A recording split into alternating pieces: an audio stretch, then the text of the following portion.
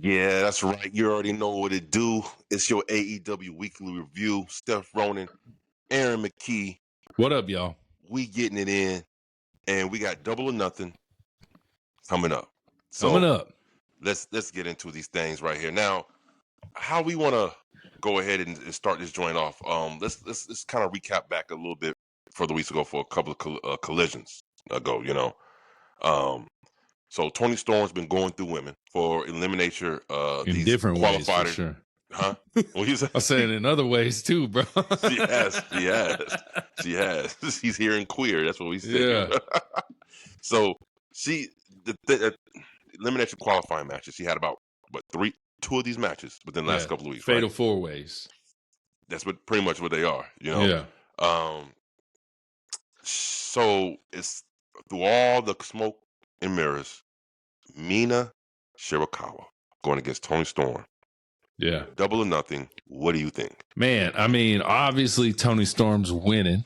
Obviously. Right. That's a fact, because we getting, Mercedes Moné, Tony Storm at the end, all in. Hands down. But I like Marina Shirakawa, man. She's like a little Asuka Harley Cameron blend if you put them in one body. They're like the same, bro. She's entertaining. She's a good wrestler.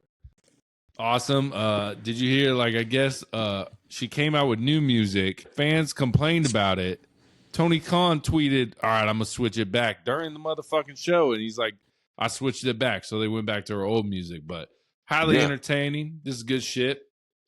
Her and Julia Hart's match on Dynamite was pretty good.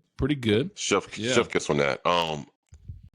Mina is the queen of reversal roll-up pins, bro. Like, she won. This is the second match she won, just reversing the match, reversing the hold and getting the pin in.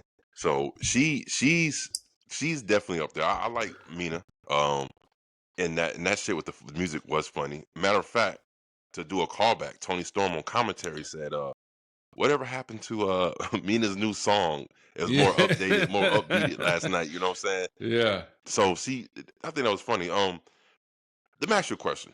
Do you think that's a smart move, or do you think that's kind of too reactive to introduce a new theme song for Mina? And this is what AEW does sometimes. Like, you coming to AEW, we're gonna give you a new rebranding because this is our package of you. Yeah. To hear the backlash online that he had to be there with his phone, checking to see the feedback when she came out and seeing all of this negative backlash about her song. That's why when she won the match, they played it, bring back to her old theme song. Yeah. Do you think, as a promoter, that you should be that reactionary for something that's being said online, or do you think that's very smart of him listening to the fans? I think it's smart because, I mean, why not? Like, you just tried something. Fans weren't happy about it. Might as well just switch back. You know what I'm saying? Like, go with it. Yeah. I agree. I think that's very smart. I think that's a smart business move. Listening to your fan. I think it is. Some people was like, I wish they would listen to him about that Death Rider storyline. But you guys has been wrong.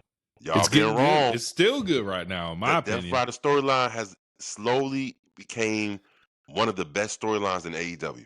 And it's because of what they're adding into people. And I got a theory about the Death Rider storyline, because I think they're going to get a new member.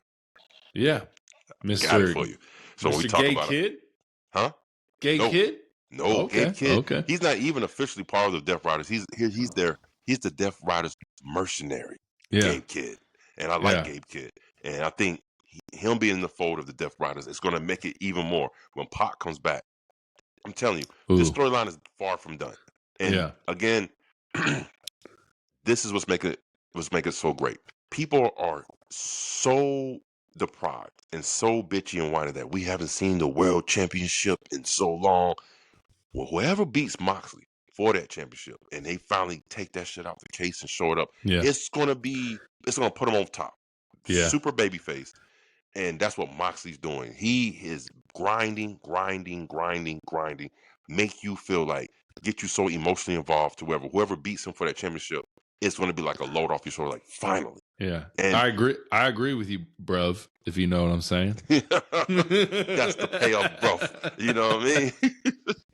So, okay, but I think that is good producing to listen to the fans and change it like that.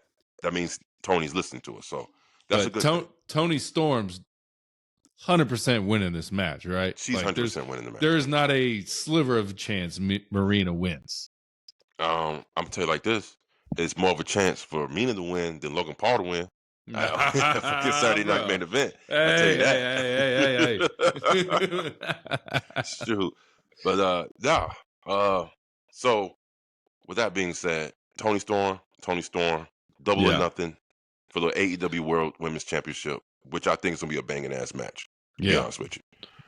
So I think it should kick off the show, honestly. Okay. Well, that's my next question I was going to ask you, because I wrote this down. Do you think the AEW Women's Championship match should kick off the show, or do you think the FTR versus Daniel Garcia match should kick off the show? Dude, I am not excited for this match at all, so I definitely do not want it to kick off the show at all. Like, have this be what is the God damn it. Yeah, I guess the second match is always the match that people care about the least. Right. So I think it fills in that second slot because, bro, I just FTR was good, and then like now they're just like with the pair. I think the Paragon killed FTR for me because I don't like the Paragon so much. Right. So I think they just killed FTR's momentum for me, and now we're getting Daniel Garcia and Nigel McGuinness.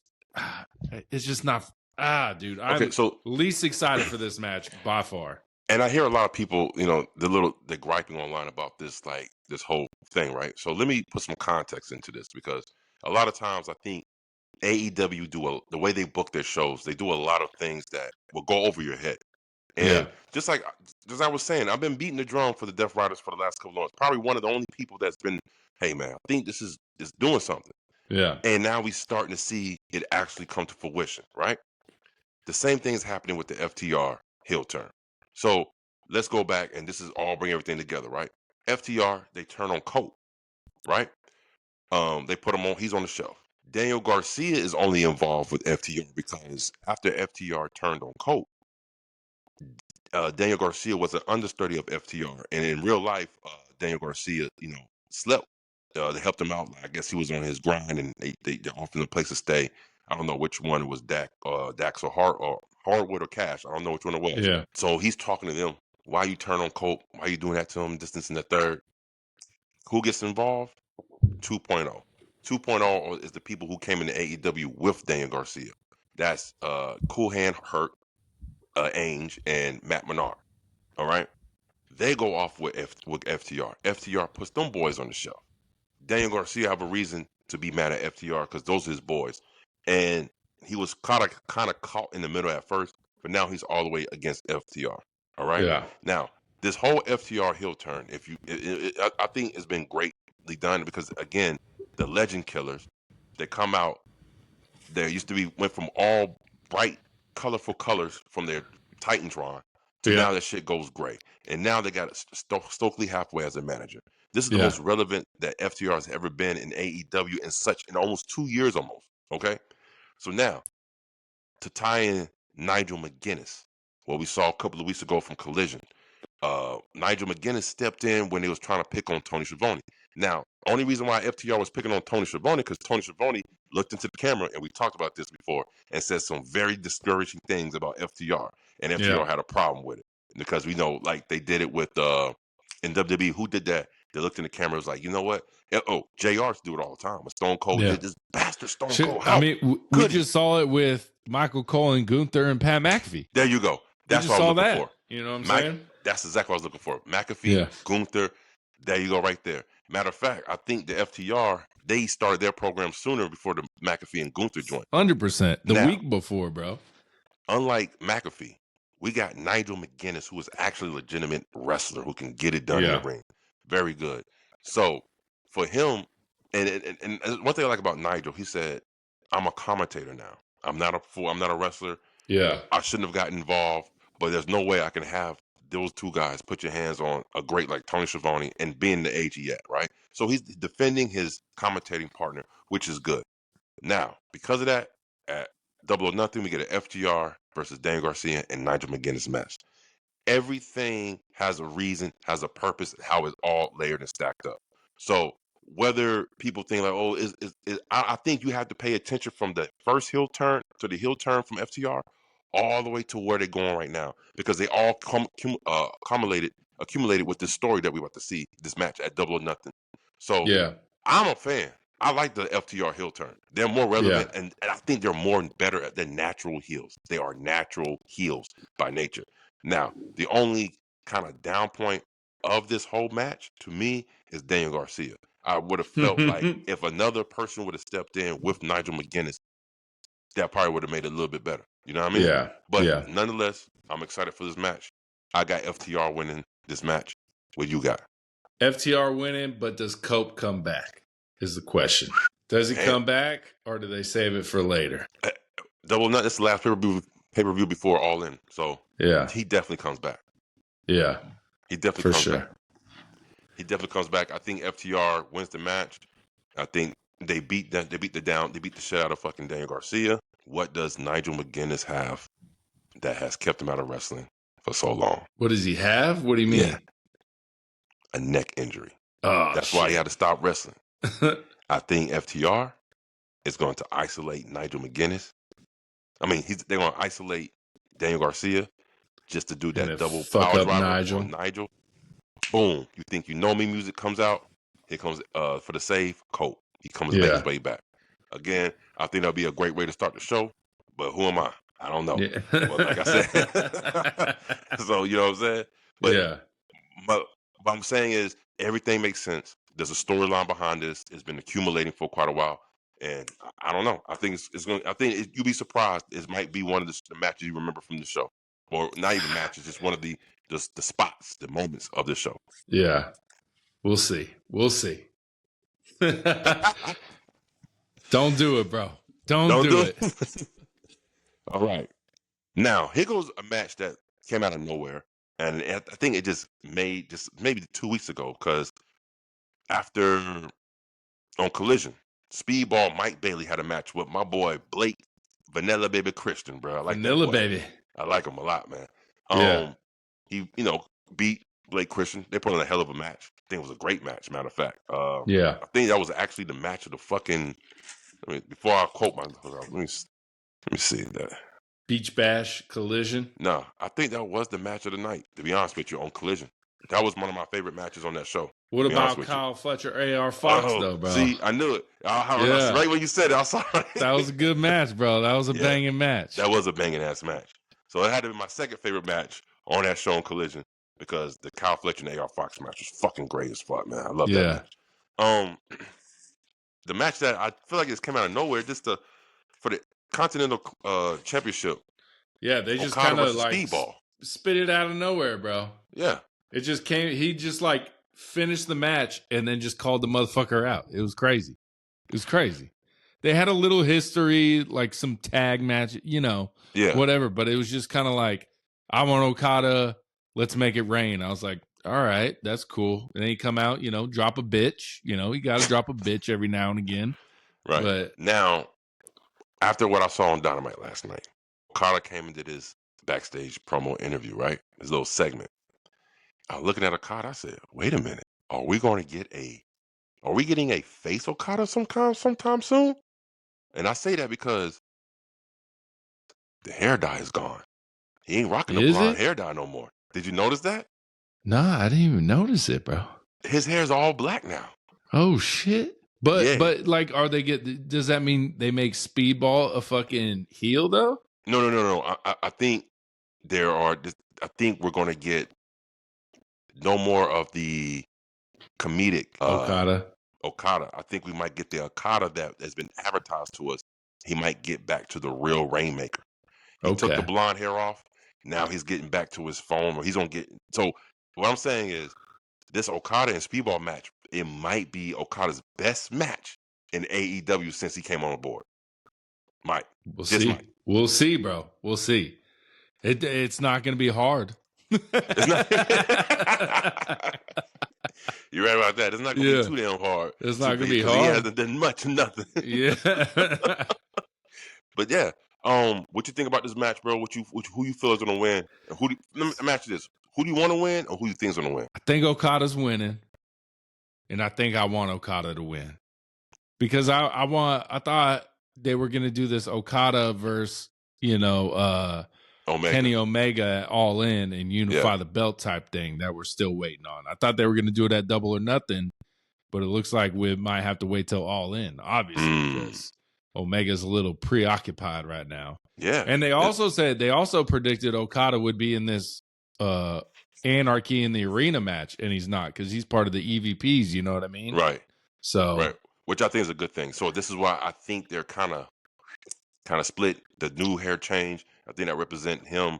Yeah, I gotta go look that up, bro. I didn't even notice his hair, bro. Check it out. Last night, I was looking at that. I was like, wow. I said, is he getting back to his old self?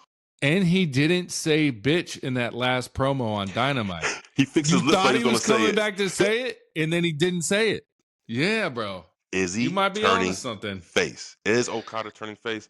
That's just a little something on the Full Heelz podcast we think may happen. Hopefully, he wrestles better as a face. Maybe that's what it is. Yeah. I'm saying you're right. You might be right. Maybe when he's a face, he might be going all out, and we might see the hype surrounding Okada. I personally want Speedball to win. I'm gonna tell you why. Speedball has for someone who don't get a lot of TV time like that, right? And I mean TV time as far as like promos. I was like, this motherfucker can do a match every show, bro. What are you talking about, bro? I knew what you were gonna say. I knew you were gonna say that. But I'm telling you, that's the first time I actually hearing him talk. I was like, I don't think I've heard him talk. Yeah. Well, that's the second time I heard him talk before. Yeah. He came in and cut a promo on Kenny Omega that one time. Remember that? That's right. Yeah. So that's my second time hearing him talk. So, but Speedball, people love this dude, bro. Like the crowd chanting Speedball. His music hit. He gets a pop. Yeah. He has an aura about himself, bro. He it's like this Karate Kiddish 80s vibe you get from him, bro. You know what I'm saying? And I like the kid, man. He's I think he's a good talent. So I would like Speedball to win, but do I think he's gonna win? Nah, I think Okada does take it because of what we talked about, All In versus Omega title unification. Yep. That's what I think is gonna happen. Look, Rory hit on it a little bit, so I'm gonna put a pause in that. AR Fox versus Kyle Fletcher on Collision. What do you think? Great match. AR Fox just keep losing, taking L's. L. That's all he does, bro. That's all he does is lose. Have banging matches and take L's. That's the recipe for AR Fox. Mm-hmm. Oh, I don't, man. I mean, this was Kyle Fletcher, man. And I heard what Will Ospreay said in the interview, and I agree with him. They said, who do you think is your wrestler of the year so far? And he said Kyle Fletcher. He said from where he started from to where he's at now. And like he's and to me, I give him top 3 heel in the game. There's only 3 heels right now I feel like is deserving of that best heel in the game right now. MJF, he's the slickster heel. He's gonna outthink you, he's gonna outwork you, which we're gonna get into that because I think something in that contract, boy. He was about to say something. Watch this. Now, the second best heel in the game to me is Ricochet. Mm-hmm. But see, he's the trickster heel. He's the trickster. Definitely how he won that match last night. Where the fuck did he pull those gold scissors from, bro? From the turnbuckle, bro. He grabbed him out the turnbuckle. He's the trickster heel. And Kyle Fletcher is your residential vicious heel. Like he plays no games. It's like he don't really need to cheat to win. He's gonna come. He's gonna attack you, and attack you. Now, let me ask. And I gotta kind of put my boy on the spot here. You did not have no love for this man a couple of months ago. Nope. I love him now, though. Love him now, bro. What changed to make you be like, you know what? This motherfucker got it. What changed? I would say, I don't want to say it was the Will Ospreay match in the cage, but that's what really made me like him. But a couple matches before that, he was put on banging matches, bro. Right. He was put on banging matches. Do you think his whole re-presentation of him cutting his hair, him coming out? See, that's what I was like, when he cut his hair, I was like, this corny as fuck, bro. This corny as fuck, bro. Right. I thought it was corny. But then, like, I would say 2 to 3 weeks after that, I was like, oh, this dude can fucking go in the ring. Right. And I like how much he makes people look like they get so fucked up. Like, I'm like, dude, this dude should have 18 broken necks on his resume. You know what I'm saying? Yeah. But no one gets hurt in his matches. You know what I'm saying? It's like a Sheamus match. He gonna be physical with you. He gonna be physical with you. And man, he makes those kicks sound loud as shit. Like everything is just crisp with him. Crisp. It's good, Perfect bro. word. I couldn't say that better myself. Crisp. Fucking cookie crisp all the way across the board, man. And then the simple fact that he's the only wrestler I know right now, period, in the game, who yells out primally every single time he's about to do something. Like, that's his trademark. By far, the best brain buster in the game. By far. By far. By far. So, now, let me see here. Let's get into a little bit of, since we're going to talk about Ricochet, let's get into a little bit of Ricochet. Now, a couple weeks ago, I saw one of the most craziest matches I've ever seen on Collision. Ricochet versus Zach Gowen, right? I could not believe. And to me, I'm thinking, okay, Ricochet's coming out with his leg. He's going to allow him to put the leg on and have the match, right? No. He wrestled the whole match with one leg. One leg. Your boy, at one point, hold on. At one point, he went for the figure four, bro. The leg wasn't there, bro. He went for the figure four. I was like, man, see, that's the brilliance of Ricochet. Like, he's a great heel, bro. Like, he's a better heel than I thought he was going to be, bro. And he keeps improving. But Zach Gowen, bro, this dude jumps, like, does the LA Knight, but not backwards, but just, jumps on the ring and does like a springboard moonsault. Yeah. With one leg. One leg. I didn't know that this dude can wrestle a whole match with one leg, bro. Because that Zach Gowen era when he went to WWE, I kind of didn't really watch it all like that, right? But man, I was thoroughly impressed with this match because the boy had one leg. Just one. and Ricochet made him like $1 million, bro. Like, it was great. It was great. Now, because of that, we get Ricochet going backstage, and guess who he bumps into? We them boys. Mark Briscoe. Yeah. So now because of that, Double or Nothing, what do we get? A stretcher match. First ever in AEW. Let me ask you a question. Are you excited for this match? And who do you think is going to win? I mean, Ricochet better win. That's who I think's going to win. And I'm excited for the match. I really can't remember any in WWE. I'm assuming Mankind was probably in a stretcher match, but I do remember recently there was one on NXT between the dude from Chase U and Ridge Holland. They did a stretcher match. So you got to put them on the stretcher and then put them in the ambulance. I'm assuming that's how the AEW one's going to work. So we'll see. I'm excited. It's going to be good, bro. I mean, what was it? On Dynamite, he came out. Mark Briscoe came behind him with the stretcher, and he was like, Ricochet. I think this match is going to be another one of these matches that a lot of people are overlooking going into the pay-per-view. Yeah. But I think it's going to be a match that we all going to be like, yo, that was a fucking good match. Yeah. I think Ricochet gets to win. Yeah, for sure. And Ricochet, one thing about Ricochet, he's been quietly building up his wins every single week. All right? So that means somewhere down the line, I want to see the end game of him versus Adam Cole for the TNT title. And I want Ricochet to beat Adam Cole for the TNT title. Yes. I think everyone wants Adam Cole to lose. First of all, Adam Cole's not defending the title. Huh? He's not defending the title. What's his last title defense? It's an open challenge, but he never comes in the ring for the open challenge. You know what I'm saying? It's an open challenge, but ain't no open going on, bro. He's like, no, I'm good. And I'll give credit to Jack Perry. He actually defended that bitch every week. He did. You know what I'm saying? He did. You know what I'm saying? Shout out. When's this motherfucker returning? Double or Nothing? Help the EVPs? Damn.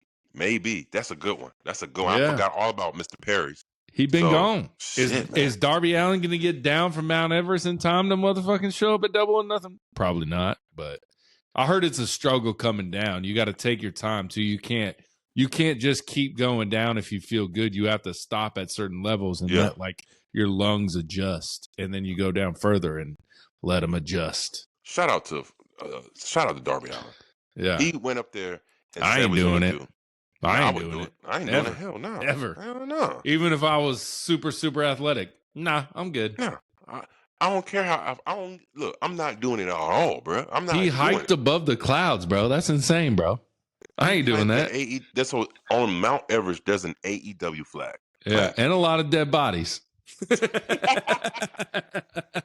Oh shit! They say you literally walk by dead, frozen bodies on your way to the top of the peak, bro. Wow.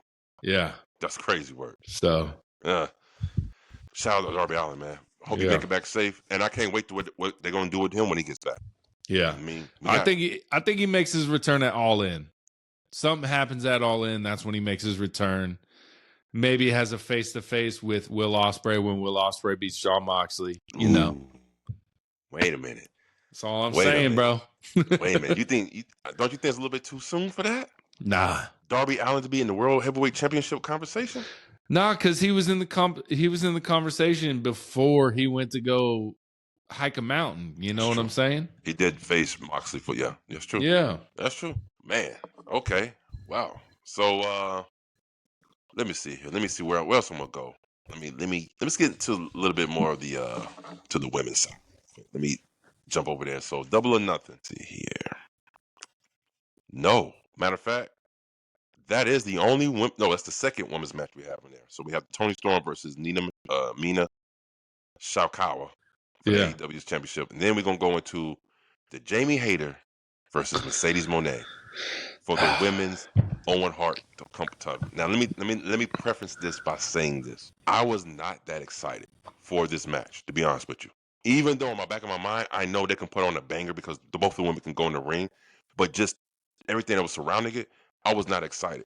But let me tell you something. After what I saw last night, how they produced this interview in the ring with Renee Paquette, and they were sitting there, and then not only the lighting of the interview, it made everything look so much more dramatic. The lighting was good. The lighting was good. It looked good. Jamie Hayter cut one of her best promos that I've ever heard her cut on Mercedes Moné. She bores the fuck out of me, bro. And I can see that. I can see that she bores the shit out of you.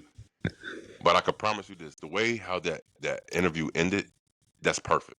Because she got the upper. She threw the first blow, Mercedes Moné, because Jamie Hayter got under her skin with some real shit. Yeah. And Mercedes saying she the Beyonce, I was like, stop it. Stop it. She's the Beyonce of women's wrestling. Stop bro. it. How about you're the Mercedes Moné of wrestling? Say that. Say something like that. You know what I'm saying? Don't say you're the Beyonce of wrestling. No, Beyonce ain't even selling tickets right now to her goddamn tour. No one wants to go see that. Is that true? Cowboy Carter shit. No. She's selling out whole arenas and shit, bro. No, but I hear she ain't selling out though. Oh shit. She doing the concert in arenas, but they ain't selling out. That's crazy work. Yeah. That's crazy work. Well, but that was a great promo. I like that because it's a great build. Now, and this is what I'm talking about. This what made Dynamite a very good show last night, because everything on that show led to them selling the pay-per-view. This is how you do a go-home show. I was not interested in this match between Mercedes Moné and Jamie Hayter. Now I am. Just because of that fucking interview. Who's winning, though? Who's winning? What percent chance? I'm not going to say who's winning. What percent? Because I give a 99% chance Mercedes Moné's winning. 99. I'm going to leave 1% just in case I'm wrong. That way I'm like, I wasn't wrong. Okay. So I give Jamie Hayter that 30% you gave Logan Paul. I'm going to give it to Jamie Hayter. 30% Jamie Hayter. Because I kind of feel like they can always find another way to get Mercedes Moné involved with Toni Storm. Yeah. For that championship. Because Jamie Hayter's lariat after Moné did a little sneak attack, Molly wiped the shit out of her. I'm telling you, bro. And my thing is, you got to have the TBS Women's Championship defended at All In, too. Because you know that shit going to have 10 matches, So it's like you're taking both women's belts and you're just having one match. You know what I mean? So this is what I think this might happen. And you're right. Mercedes Moné gets the win to go to All In versus Toni Storm. But Jamie Hayter is going to put up such a good fight. They're going to run it back. But this time it's going to be for the TBS Championship. On a Dynamite or something? Yeah. Which Hayter actually takes from Mercedes Moné. I don't want Mercedes' first loss to be to fucking Jamie Hayter. What? No, sir. No, sir. Well, okay. No, See, sir. I'll excuse you by saying that because you didn't watch Jamie Hayter when she was on her crazy run. How the people? No, and I saw a picture of her when she had the championship. She didn't look like a fucking 70s go-go dancer either. You know what I'm saying? Yeah. I don't get this fucking character, what she is right now. And she didn't come out dressed like that during this promo. She can't, I mean, her hair was still like that, but like she didn't come dressed like that. I was it's a confusing character for me. I got you. It's a confusing character. I got you. I understand. I can see how it could be confusing, you know what I mean? But Jamie Hayter can go watch her win you over a little bit when she goes in that. When you see her fight against Mercedes Moné, you'll see what I'm talking about. We'll see. All right. We'll see. Now, let's go ahead and get into a little bit of the let's go with this one. Let's go up this route. Let's go up this route. For the last couple of weeks, we've seen MJF been trying to woo the Hurt Syndicate. Right? He finally gets a thumbs up last week on Dynamite. This week on Dynamite, they had the official contract signing of MJF being in the Hurt Syndicate. Now, this is where I was like, what was he going to say before he got interrupted? Now, why did he get interrupted by those fucking losers with the shitty ass Dustin Rhodes promo? That shit was trash, bro. Yeah. When that music hit, I said, Cedric Alexander. No, it's fucking the Sons of Texas. Jesus fucking Christ. Your boy Sammy Guevara ain't saying not one word. Not one word. He was just standing there like a little brother. Quiet as kept. Like a little brother. Ooh. Before this contract signing took place, there was a segment backstage with Mark Sterling and fucking MJF, who was supposed to be, Mark Sterling's MJF lawyer. Yeah. They had the Hurt Syndicate lawyer there. He shook his hand and said, thank you for doing business, making this happen. Boom, boom, boom, boom. I'm like, wait a minute. They said business a lot, bro. They said business a lot. A lot. Yeah. What if, this is my theory, what if MJF was going to say, you have now see the new owner of the Hurt business?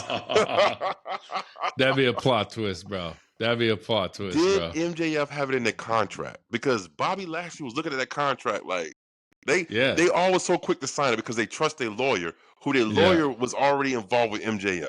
Okay, that's cringe right there. That's like, a good twist, bro. That's a good twist. Yeah. What if MJF now owns the Hurt Syndicate, bro? Yeah. And shout out MJF with the best line of the night, saying, "My mom said the best day of your life is when you fall in love." He said, that bitch was wrong. The best day of my life is when I signed with the Hurt Syndicate.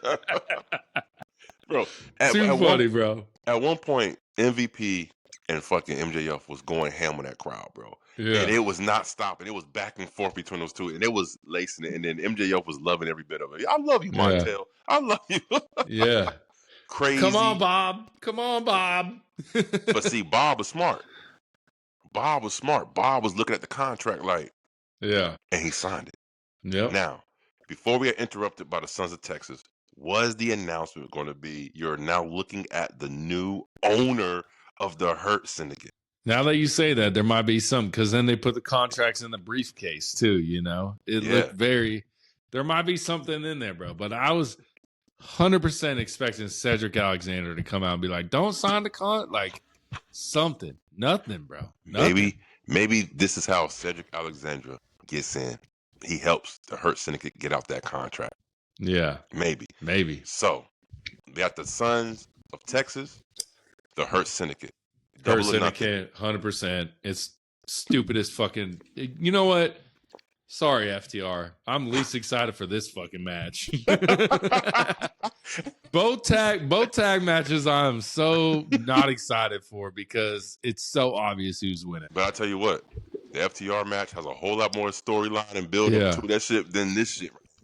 These dudes come out of nowhere. And look, I rocks with Dustin. I rocks with him. Yeah. But I just don't understand how they would just jump into the tag team title scene, and they already the ROH tag team champion. Yeah. And they beat the fucking Koopa Troopas on fucking Collision, bro. But I think what was funny during Dustin Rhodes' fucking promo, I heard it. He at first he said, me and Sammy are day one AEW, which they are. Yeah. But then later in the promo, he said, we are one day. I was like, you said that backwards, motherfucker. You said it backward. One day. One day's a motherfucking band, I think. God damn it. Like, it was a bad pro. And then, like, he kind of stuck. And then he, like, in his promo, he gave props to MVP. I was like, stop, dude. You're supposed to be going against these guys. Yeah. Don't be like, I respect you. Stop, bro. Yeah. He was mumbling, fumbling in that. Yeah, the paint fumes was fucking with him. All them gold dust ears, bro. Them paint fumes. I told you he's dedicated, man. He paints his face just to come out there and put a promo. You know, Sammy Guevara, though, hell of a wrestler, bro. Hell of a wrestler. Most definitely. Yeah. So we both agreeing. Hurt Syndicate for the win over the Son of Texas at Double or Nothing. 110%. No doubt. No doubt about it. Shit. All right. Let's get into a little bit of the wow, we knocked all that out. That is crazy work. Let's get a little bit into this anarchy in the arena. There's a couple of storylines. So what is this match? Explain. I haven't seen this match play out. Is it just a free-for-all? It's a free-for-all, backstage, in the crowd, in the ring, all around the whole damn arena. That's They're what going to have multiple camera shots. It's going to be a four-way split. It's going to be crazy. It's going to be anarchy, literally, in the whole arena.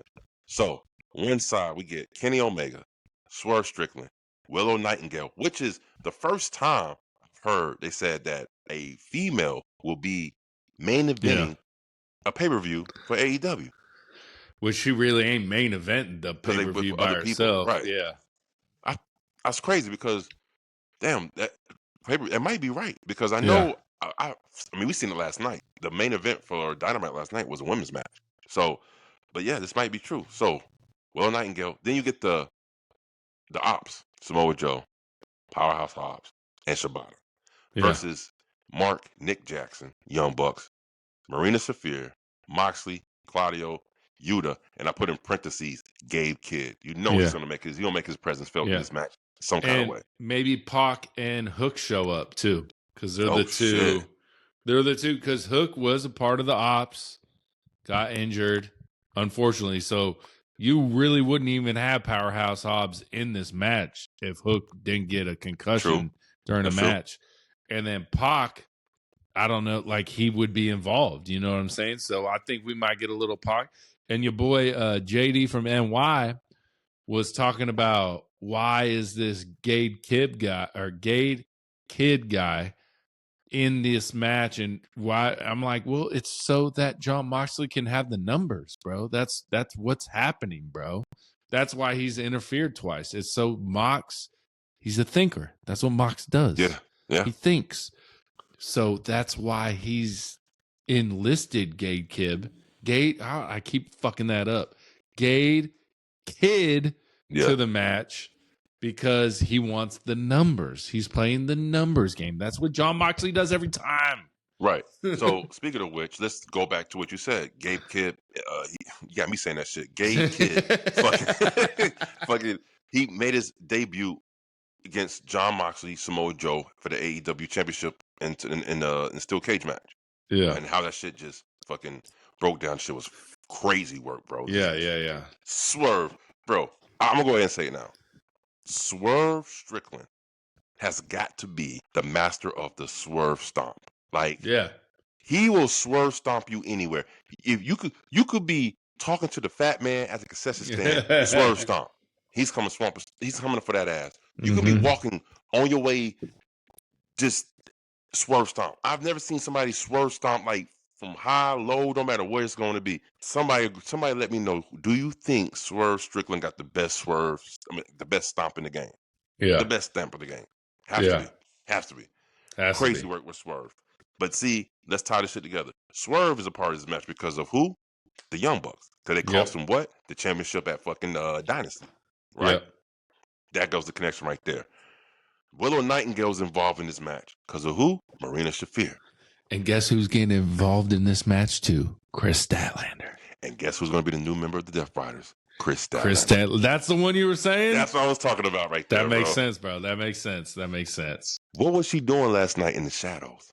Yeah, she was back there standing like, She tried so many times. And see, again, long-term storytelling.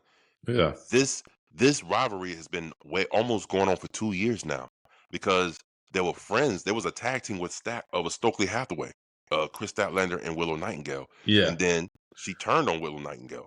And that's when she went on her heel run, Statlander. Well, now she's converted back. But see, unlike most people, I like the way Willow Nightingale has not totally accepted her fully back. She's still giving her problems. Like, I don't want to fuck with you. You cross me. And now Chris Statlander has got to the point to definitely after they match. What match was that on a Dynamite or Collision? Dynamite too. But I definitely thought it was going to be like a Triple H, like Willow's involved in this storyline and this storyline, but really I think they're bringing it all together. Chris Statlander's going to get involved in this match somehow. Yeah, and I think it's because she's going to be a new member of the Death Riders. Yeah. So right when we think the Death Rider storyline is coming to a close, they're growing in members. Yeah. I'm telling you, man, they invested this much in the storyline, and you know what? Tony Khan praises due. I will give you flowers for not listening to the IWC and not listening to the criticism and sticking to your guns and keeping it on with the storyline. And he stuck with it, and now I see it's good. It's great. Good. It's great. And it's amazing. All they needed was a logo shirt. The little owl. Yeah. That's all they needed. Now they have an identity. Okay. Now we see what they're talking about. So Willow Nightingale, Chris Statlander is going to make her way in. Marina Shafir, that's going to be popping. You get Samoa Joe, Powerhouse Hobbs, and Shabbat. Because that's from Claudio and Yuta. They got the Trios championships away from them. They're the Trios champion. They have a reason to be in it. Gabe Kidd will make his way in. And I do like what you said about Hook and Pac. Like, could be surprise interest out of nowhere. Have to, bro, right? Have to. Anything goes. How does the match end? Just a pinfall anywhere? Whoever gets the first pinfall. Anywhere? Anywhere. So there's multiple refs too?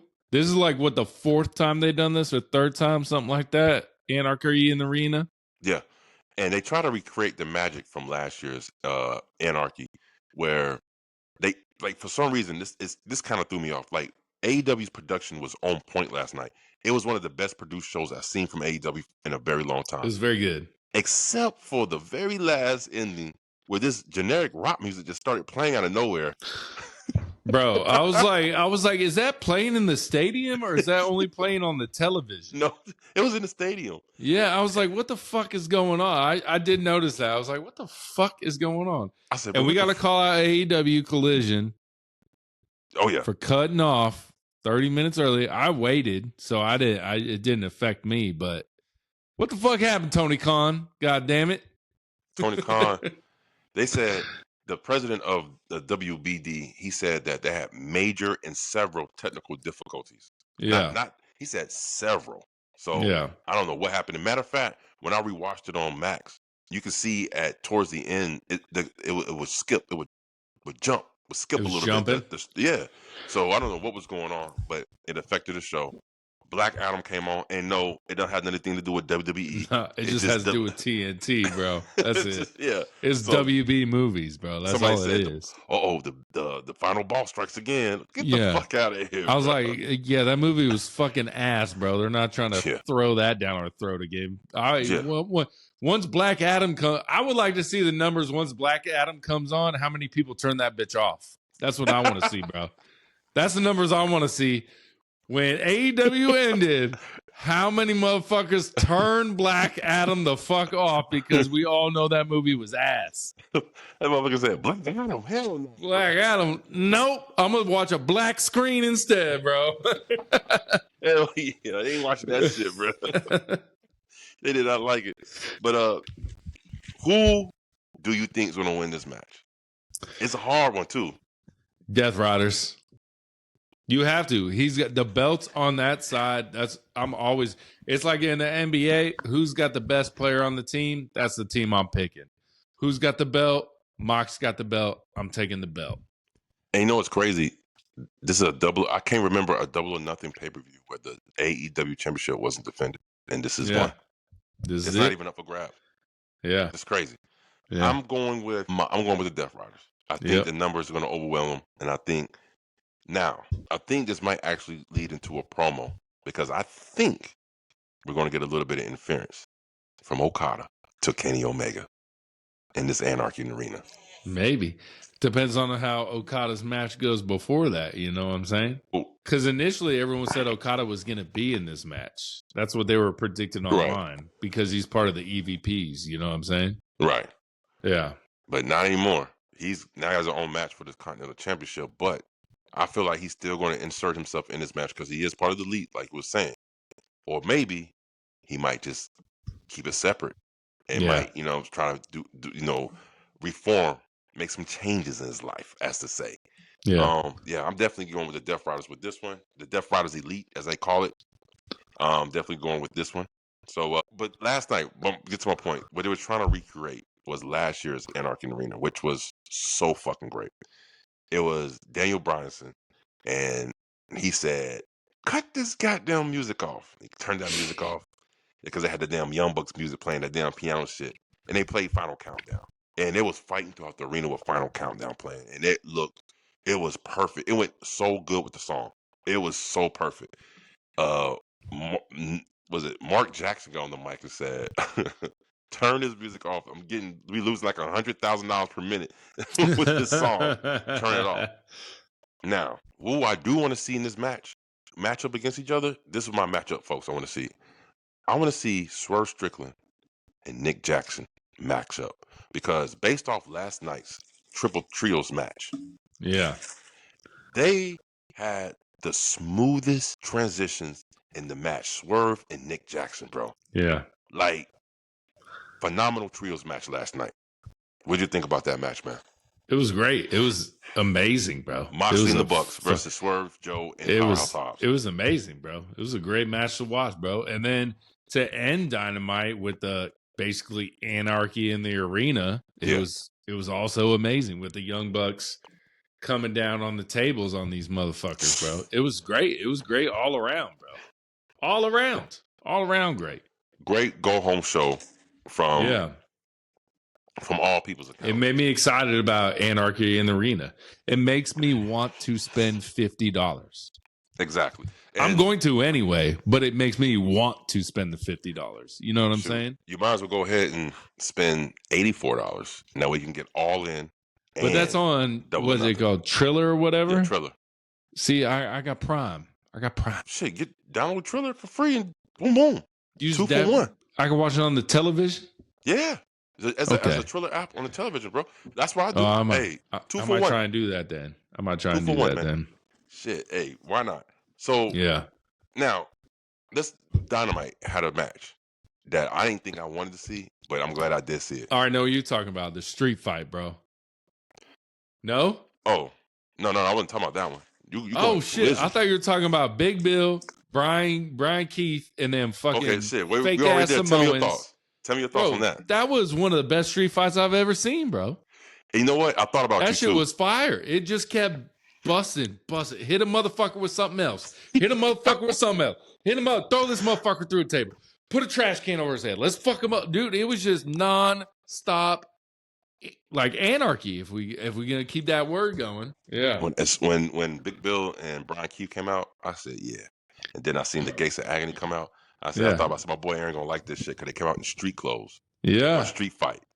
Yeah, my boy still got the polo boots on though, or the Timberlands. Either way, it don't matter. It still was good. That match was fire, bro. Fire. That was one of the best street matches I've ever seen, just because it was nonstop street action. They didn't fucking wrestle in the ring. Nope. They just said we gonna keep busting each other's asses with weapons. Pool stick, starting it off. You can see the welts on the motherfucking back, bro. That shit was elite. Crazy. I mean, so come off that from another team, the Paragon. You know who the Paragon got next? I don't give a fuck. The grizzled young vets. I don't give a fuck. The grizzled young that looked like vets. All NXT rejects right there. That's all that was, bro. Shit. Adam Cole, Colorado, all of them, bro. All of them were NXT rejects. I don't give a fuck, bro. I don't love NXT that much, but it just looked like NXT from fucking 5 years ago. That's all that was. That's exactly what it is, bro. It's exactly what it is. Let me ask you this. Going back to Collision. Megan Bain, Anna Jay. Anna Jay's fat ass. Harley Cameron's words, not mine. Great match. I don't know what they're doing with Megan Bain. They need to figure it out. They need to get her in another title. Something. They need to do something with her. They need to do something with her. And Anna Jade, superstar. Harley Cameron, superstar. Penelope Ford, superstar. Megan Bain, superstar. All these women I could see all of them as a champion, bro. Yeah, I can too. But this is not over because next week on Collision, coming up this Saturday, we're gonna get a Harley Cameron versus Thursday. Penelope. Oh, Thursday. Tonight. That's right. Damn. Harley Cameron versus Penelope Ford. Yeah. So that's gonna be good on that one. But Megan Bain's new music, ass. Yeah, I think I like her old music better. Yep.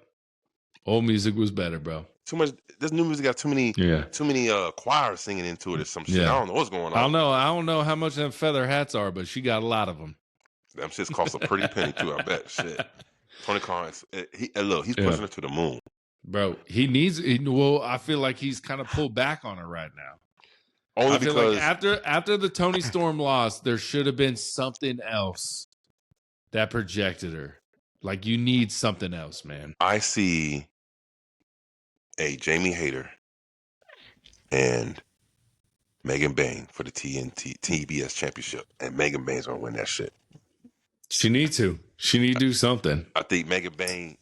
Here goes. Give me a Megan Bain versus Mercedes Moné match, bro. Give me that match. They're both heels, so it's gonna be kind of, you know what I mean? I'm cool with it. I will say, if Megan Bain does get the TBS championship, she's going to break fucking Mercedes Moné's record. Yeah, I think they're gonna give it and put it on her for a while. Oh yeah, you have to. You have to. That's what I think. Yeah. All right. So before we get into the meat of the meat, let's talk about Ric Flair tribute to Steve Mongo McMichael, bro. Woo! I had no idea that Mongo McMichael had ALS, first of all. Yeah. And I didn't know that he looked like that during his last few days on this earth. Like, yeah, he looked rough. He looked rough. Real bad. Yeah. I remember Steve Mongo McMichael. I remember he first time I laid eyes on him on professional wrestling he was a commentator for WCW. He's like had his little dog. He's a call with him all the time, and he started off then, and then eventually went into a tour with the Four Horsemen. Yeah.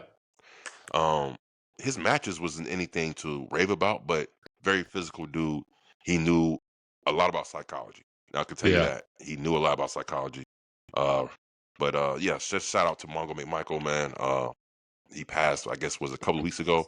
From this condition that he had. But yeah, shout out to Mongo McMichael, bro. Most definitely all-time great in the NFL. He was part of that championship 85 Bears team. The Bears. Yeah. Yeah. Defensive line. So yeah. Yeah. So let's go ahead. Get into your boys, bro. Bruv, he brought Hangman Page a beer, and the crowd didn't seem happy about that. Does Hangman Page have a drinking problem or something, bro? Nah. The crowd, I don't know. They just want to shout all types of shit, you know what I'm saying, last night. I was like, what the fuck is the problem with the beer, bro? I mean, I didn't know the beer logo or whatever. I don't know what the beer that was. I think that's some beer from UK or something. But, shout out Kelsey Bros. Garage beer. Oh, shit. How was that? It's pretty good, bro. It's pretty tasty. Miller Lite. It's better than Hulk Hogan's beer, I can tell you that much. Oh, shit. Oh, no. Even the crowd they did this a lot last night, if you noticed. Like, during Dustin's promo, one dude shout out, hurry up and wrap it up, Dustin. Yeah. Bro, how about when Will Ospreay said, I want to make this the main event, and the crowd kind of booed at first, but then the cheers kind of overrided the boos, bro. Yeah. They booed at first. I was like, why the fuck would you not want this the main event, bro? Okay, so this is a question. Before we get into that, let me ask you this. Anarchy in the Arena or this match should be the main event? What do you think? This match. Exactly. It has meaning, bro. It has meaning. Exactly. You could start the pay-per-view with Anarchy Arena, and that'd be a good thing to start with, bro. I'm down with that. Matter of fact, I think that'd be the best spot for it, to start with Anarchy in the Arena. Yeah. If you do that before the Hangman and Ospreay match, I'm not going to say it's going to take anything away from the Hangman Ospreay match, but it's two big matches too close together. You got to kind of spread it apart. So I think starting the show with Anarchy in the Arena is a smart way to go. Because I feel like if you go Anarchy Arena and the crowd is so hyped, it might bring the hypeage down before the main event a little bit. But who won the promo, bro? What? Ospreay. Yeah, me too. I feel like Hangman Page got some problems at home he needs to figure out, bro. All he did was compare about his home. All he did was bitch about his home life. My kids don't look at me the same. My wife don't respect me. I said, bro, that sounds personal, bro. That sounds like a personal issue, bro. Yeah, you need to go home and, I don't know, rub the wife's feet. I don't know what you need to do, bro. Get the kids some gifts. I don't know. Can you say that this is the best Will Ospreay promo you've seen? I mean, what was it? Last week or 2 weeks ago was pretty solid too. Yeah. I mean, this dude is delivering on fucking promos right now. So I'm here for it. People talk shit about his promo skills. I'm like, wait, what are you bitching about? It's hard to understand him sometimes because you got that deep British accent. But other than that, solid, bro. Or bruv, excuse me. This matchup, I'm excited for one, because you have a clash of styles. You got a aerial assassin versus just a brawler of a cowboy going just going at it, right? Now, the resiliency of fucking Hangman is what's going to help him in this match, bro. Yeah. And this is one of these matches, in my heart, I kind of feel like we both know who might win, but at the same time, like, I don't know. The AEW crowd's been with Hangman longer. Right. So, but Will Ospreay deserves a win. Hey, I feel like Will Ospreay chance have only gone down because he's in the match with Hangman. If it was anyone else but Hangman, this crowd is all for Ospreay. So the crowd will be 50-50. I think it's 60-40. There's a lot of cowboy shit chance last night. There was, I mean, every time they went to the crowd, someone was doing this. You know what I'm saying? That's true.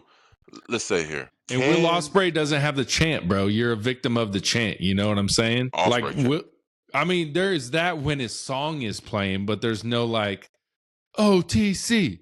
There's none of that like cowboy shit. We don't say cowboy shit when Hangman's coming to the ring, but when Ospreay's coming to the ring, we're like, Ospreay. Right. But when he's in the match, there's really no chant for Will Ospreay like there is cowboy shit. Cowboys. So I think it's a victim of the crowd knowing what to cheer, when to cheer type shit. True. Yeah. I think there was some Ospreay chants trying to conjure up. Yeah. But it just the cowboy shit kind of overdid it. Yeah. It just rolls off the tongue easier. You know? Yeah. So now, I think this match should be the main event. And I think this is going to be a fucking banging ass match. Mm-hmm. I think Will Ospreay takes it. And then ask the question, where does Hangman go from here if he loses? Kenny Omega, Okada, maybe TNT, maybe. Ooh, yeah. Damn. We're just dealing with a lot of bulked up rosters on both sides. I mean, it is. Where the fuck's Buddy Matthews go when he comes back? You know what I'm saying? That's true. He's still recovering from injury. Yeah. I mean, there's so many. Yeah. I can see it right now. I can already tell you what Buddy Matthews. Brody King, Buddy Matthews versus the Hurt Syndicate for the tag titles, bro. There you go. I like that. That's going to be a banging ass match. Yeah. I still think, I'm telling you, Double or Nothing, something's going to happen. It's going to end to where we get Hangman, Will Ospreay, Jon Moxley, triple threat at All In. My boy called for a triple threat. You said it a couple weeks ago. I said it a month ago. Yeah. It's happening, bro. Something's going to happen in this match to where we have no choice but to just make it a triple threat. Is that something you want to see, or do you rather it be one-on-one? Give me a triple threat. Damn. Yeah. Why not? Why not? Why not? Yeah. Why not? Yeah. Shit. You'll have the crowd going crazy, bro. That is true, man. So you have a Moxley, sell more tickets. Ospreay, and Hangman for the main event at All In. That's all I'm saying, bro.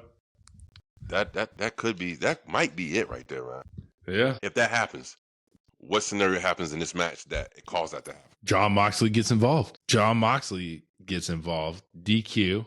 It ends. I don't know if there can be DQ in the final of the Owen Hart Cup.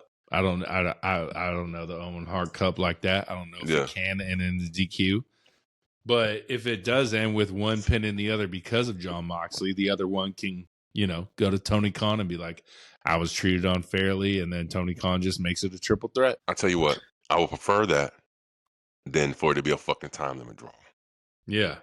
I would prefer John Moxley come yeah. up in that ring and just. We need some storyline. Add some storyline to it. You know what I'm saying? I would prefer if the whole damn Death Riders come to the ring and start whooping both their asses. All the whole stable just comes out and just starts mollywopping both of them.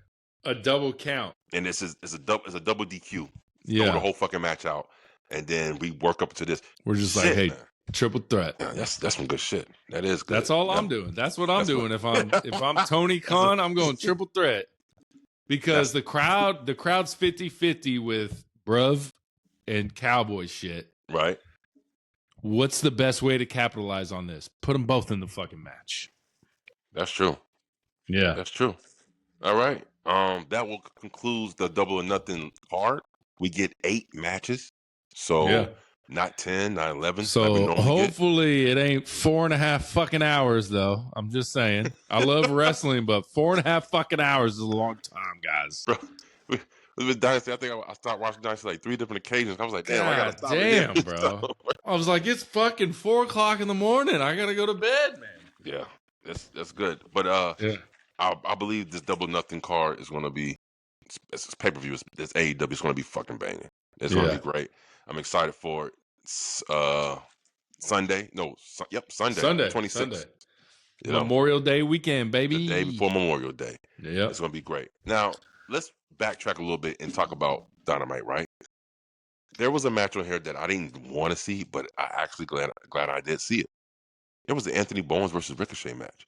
And I only say this to say this. Besides Ricochet, that's our boy, so that's cool. Yeah. But Anthony Bowens, I think he's starting to finally get his character. He's finally to get his interest down thing. Let me say that, his interest. Because the high points of his song, he knew when to do this and do that, and the crowd was popping. Throw up the scissors. The crowd was popping. So Anthony Bowens, right now I'm still kind of down on his 5-2 player gimmick and stuff, but at least I'm starting to see some improvement. So the crowd is reacting to him, so that can always be a good thing. I just can't take a man in a tube top seriously, so I'll pass just on like that. Fucking Buzz Lightyear. Buzz Lightyear with no undershirt, bro. Stop it. Stop it. Stop it. No, man. But yeah, man. Let's see here. Anything else that we need to go over? Anything of worth talking about as far as here's something. Guess who made their way back to AEW and actually inserted themselves into this women's match like last night? Sky Blue. Oh yeah. I was confused about that. I was like, we're getting, the match between Marina Shirakawa and Toni Storm, but yet now Sky Blue's coming out and kicking people in the head. I was just like, because usually that would lead to a fatal 4-way, and it's not going to, because at Double or Nothing they're not going to make it. You know what I'm saying? Well, let me look at the notes. I think it's just going to be a Julia Hart. I don't know. Yeah, it was confusing. Okay, so Julia Hart, Sky Blue later down the road. I forgot that Julia Hart and Sky Blue used to be a tag team. So this is what it is. Julia Hart, when she was with the House of Black, and how she got involved with the House of Black is that she got black mist got spat in her face. She turned to Julia Hart, the Dark Heart. You know what I'm saying? Yeah. The same thing, and then Julia Hart turned around and did the same thing to Sky Blue. And she turned her character dark, and they were actually a tag team. So for her to come out last night to help Julia Hart made a lot of fucking sense. So they're bringing that, and because Sky Blue been hurt for shit, crazy injury. So she's coming back in the fold, and she's getting back in the fold with Julia Hart, picked up where they left off. So that's why I was like, damn, I'm glad it's another good callback. AEW, I don't give a fuck what anyone's saying. Since 2025, I'm gonna keep saying callbacks. There's a lot of callbacks, a lot of long-term storytelling. They have been hitting on all fucking cylinders, bro. Can't nobody tell me no different than that. And if you say anything other than that, then you're fucking hating and you're out of your fucking mind. And you don't deserve to even talk wrestling with us. Because how can you say this product has been trashed? Yeah. I haven't seen anything awful from AEW. Like, maybe a couple of weeks ago they had a couple of down collisions. But for the most part, Dynamite's been banging. And everything's been making sense. Their storylines are much more easier to understand to me. Yeah. Like, Dynamite I was to get confused. Cooking, bro. Hell yeah. Dynamite been cooking, bro. Matter of fact, I think the internet has actually been saying Dynamite's been cooking. Like, it's the AEW's been cooking, and I think it's all going to culminate at All In. So I'm very excited for All In. Yeah. So this is what I'm talking about. That is Let me see. Is there anything else that we need to go over? Just to. I think that's it, bro. That is it. We condensed everything, made it smooth as butter, made that shit run. So that concludes for this week's AEW Weekly Review, Dynamite and Collision, Double or Nothing Sunday. AEW. We are going to be back, and we're going to catch up with you. Till next time, deuces. Ugh.